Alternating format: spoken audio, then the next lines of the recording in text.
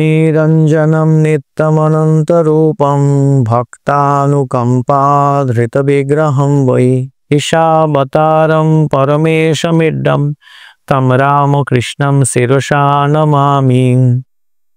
সকলের উদ্দেশ্যে প্রীতিপূর্ণ নমস্কার ও শুভেচ্ছাদি জানাচ্ছি। শুরু করছি রামকৃষ্ণ কথা পর্ব 10। আজকের অনুধ্যানের বিষয় শৈশবে শ্রীরামকৃষ্ণের সমাধি। শ্রীরামকৃষ্ণের ধ্যান মন্ত্রে আছে ধৃত সহজ সমাধি, অর্থাৎ ভেরি ইজিলি, অত্যন্ত সাবলীলভাবে তিনি সমাধিতে মগ্ন হতেন। সমাধি সাধন জীবনের একটি উচ্চতম অবস্থা।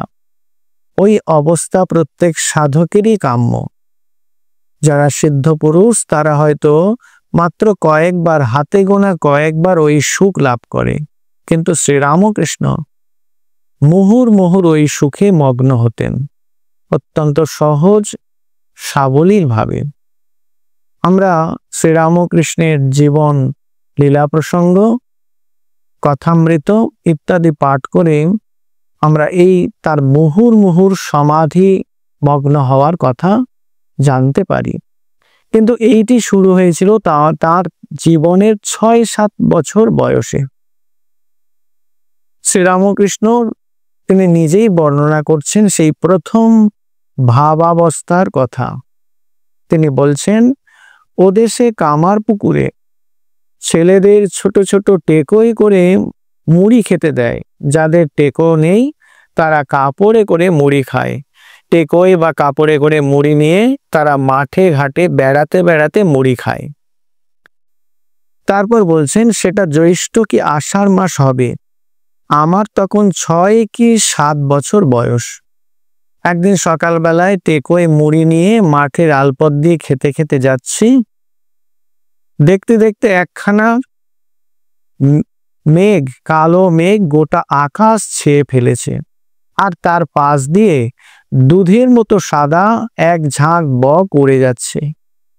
তা দেখে যে বাহার হলো, আমি তাতে তন্ময় হয়ে গেলাম, আর আমার বাইরের হুঁশ রইল না। পড়ে গেলুম। মাঠের চারিদিকে মুড়িগুলো ছড়িয়ে পড়ল। কতক্ষণ ওইভাবে পড়েছিলাম বলতে পারি না। লোকে দেখতে পেয়ে ধরাধরি করে বাড়ি নিয়ে এসেছিল। সেই প্রথম বেহুশ হয়ে যায়। তো এখানে আমরা দেখি যে শ্রীরামকৃষ্ণ তিনি এই অপূর্ব প্রাকৃতিক সৌন্দর্য দেখে তাতে মগ্ন হয়ে বাহ্য চেতনা হারিয়ে ফেলেছিলেন এবং তার মন এক অতীন্দ্রিয় চেতনালোকে উন্নীত হয়েছিল। এক্সকারশন একটি বিখ্যাত ইংরেজি কবিতা। তার কবি ওয়ার্ডসওয়ার্থ তিনিও এই প্রাকৃতিক সৌন্দর্যে মগ্ন হয়ে বাহ্য চেতনা হারিয়ে ফেলতেন। তার জীবনী পাঠে আমরা এটি জানতে পারি। তো শ্রীরামকৃষ্ণ ওই রকম তিনি এই সৌন্দর্য চেতনায় মগ্ন হয়ে অতীন্দ্রিয় রাজ্যে তার অন্তর উন্নীত হয়েছিল। শ্রীরামকৃষ্ণের পরবর্তী যে ভাব সমাধি সেটি হয়েছিল তার প্রায় 8 বছর বয়সে। ওখানকার বিশালক্ষী খুব জাগ্রতা দেবী, তার কাছে মেয়েরা পুজো দিতে যাচ্ছিল। গায়ে মেয়েরা তারা গদাইকে সঙ্গে নিয়েছিল, ছোট্ট গদাইকে, যাতে গদাইয়ের গান শুনতে শুনতে তারা যেতে পারে। তো গদাই তার ভক্তি নম্র চিত্তে গান গাইতে গাইতে যাচ্ছিল, আর তারা সবাই আনন্দে উল্লসিত হয়ে পথ চলছিল। হঠাৎ তিনি সেই ভক্তিভাবে এতটাই মগ্ন হয়ে গেলেন যে তার বাহ্য চেতনা হারিয়ে গেল। গদাই অচেতন হয়ে পড়ে গেল। সবাই তার জন্য উদ্বিগ্ন হয়ে উঠল। সকলে হইচই করতে লাগলো। কেউ তাকে বাতাস করতে লাগলো, তো কেউ মুখে জলের ঝাপটা দিতে লাগলো। তো এই সময়ে প্রসন্নময়ী দেবী তিনি কি করলেন, তিনি ভাবলেন নিশ্চয়ই বিশালাক্ষীর ভর গদাইয়ের উপর হয়েছে, শিশু শ্রীরামকৃষ্ণের উপর হয়েছে। তিনি মায়ের উদ্দেশ্যে প্রার্থনা করতে লাগলেন। ভক্তি বিনম্র চিত্রে তিনি বলতে লাগলেন, মা মুখ তুলে চাও, মা প্রসন্ন হও। এইরকম প্রার্থনা করতে করতে গদাইয়ের বাহ্য চেতনা ফিরে এলো। সে আবার চোখ খুলল, তার মুখে আবার হাসি ফুটল। আর তখন চারিদিকে একটা দিব্য ভাবের বলয় ছড়িয়ে পড়েছিল। মেয়েরা সবাই মিলে গদাইয়ের কাছে প্রার্থনা করতে লাগলো, গদাইকে প্রণাম করতে লাগলো। তারপরে গদাই স্বাভাবিক হয়ে আবার তাদের সঙ্গে গান গাইতে গাইতে নাচতে নাচতে পথ চলতে লাগলো। তো গদাই এইরকম বাহ্য চেতনা হারালেও তার কোনো শারীরিক অসুবিধা হয়নি, যদিও এইরকমটি হওয়ায় তার জনক জননী অত্যন্ত চিন্তান্বিত হয়েছিলেন যে ছেলেটির কি হলো, বারে বারে সে এরকম ভাবে জ্ঞান হারিয়ে ফেলছে। কিন্তু গদাইয়ের তাতে স্বাস্থ্যের কোনো ক্ষতি হয়নি। তার এর পরের তৃতীয়বারের ভাব সমাধি হয়েছিল তার 10 বছর বয়সে উপনয়নের পরে। গদাইয়ের উপনয়ন যখন হলো ততদিনে কিন্তু ক্ষুদিরাম তার পিতার মৃত্যু হয়েছে। গদাইয়ের মনে বৈরাগ্যের সঞ্চার হয়েছে, সংসারের অসারত্ব সম্পর্কে ধারণা তৈরি হয়েছে, আর ঈশ্বরের নিত্যত্ব সম্পর্কে প্রগাঢ় অনুরাগ তার তৈরি হয়েছে। তাই পুজো অর্চনাতে তার মন একাগ্র গভীর হয়ে উঠেছিল ক্রমশ। গদাই, ছোট্ট গদাই গৃহদেবতা রঘুবীর, শীতলা দেবী ও রামেশ্বরের পূজা অত্যন্ত নিষ্ঠা ভক্তির সঙ্গে করে চলেছিল। করতে করতে তার মধ্যে আধ্যাত্মিক যে চেতনা ক্রমশ জাগ্রত হয়ে উঠছিল।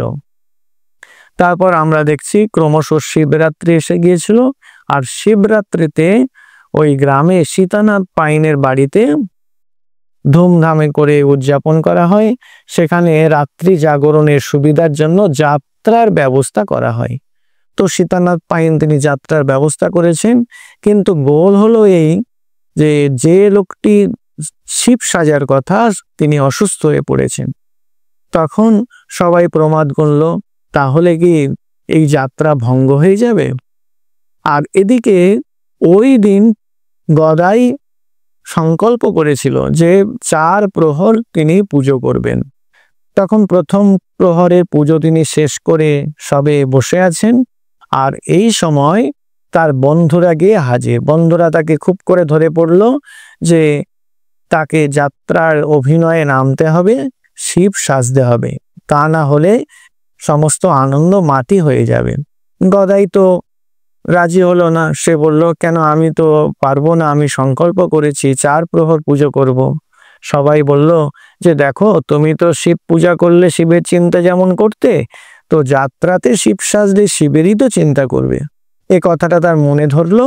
তখন ছোট্ট গদাই শিব সাজতে রাজি হয়ে গেল। তাকে শিব সাজিয়ে জটা জুটো মণ্ডিত করে ভস্ম গায়ে মাখিয়ে রুদ্রাক্ষের মালা পরিয়ে ধুত্রার কানে গুঁজে দিয়ে যখন আসরে নামানো হলো, তা দেখে সবাই মুগ্ধ হয়ে গেল। চারিদিকে শঙ্খধ্বনি আর উলুধ্বনিতে মুখর হয়ে উঠল। আর এদিকে অধিকারী তিনি শিবের মহিমাসূচক স্তব গান শুরু করলেন। আর যখন এইটি হলো, গদাই শিবের ভাবে এতটাই মগ্ন হয়ে পড়ল, তার বাহ্য চেতনা তক্ষুনি লুপ্ত হয়ে গেল। অনেক চেষ্টা করেও তার আর সেই চেতনা ফেরানো গেল না, তাই যাত্রা ভঙ্গ হয়ে গেল। কিন্তু সমাধি তার ভঙ্গ হলো না। তো শ্রীরামকৃষ্ণের জীবনে এইরকম মুহুর্মুহুর সমাধির কথা আমরা পাই। তো যখন এই সমাধি হয়, তখন একেবারে ভগবত ভাবে তিনি মগ্ন হয়ে পড়েন। তো আমরা তার জীবনে এইরকম অনেক সমাধির কথা শ্রীরামকৃষ্ণ পাঠকরা আমরা জানি। তো এই সমাধি নানা রকমের হয়, আর শ্রীরামকৃষ্ণের কিন্তু সব রকম এই সমাধি মগ্ন হওয়ার কথা আমরা তার জীবনী পাঠে জানতে পারি। আমরা পরবর্তী ক্ষেত্রে আবার অন্য সময়ে তার এই সমাধির কথা নিয়ে আলোচনা করব। আজকের এই পর্যন্ত। তো আমরা আজকের মতো বিদায় নিচ্ছি। জয় জয় রামকৃষ্ণ বাঞ্ছাকল্পতরু, জয় জয় ভগবান জগতের গুরু, জয় জয় রামকৃষ্ণ ইষ্ট গোষ্ঠীগণ, সবার চরণ রেণু মাগে অধম।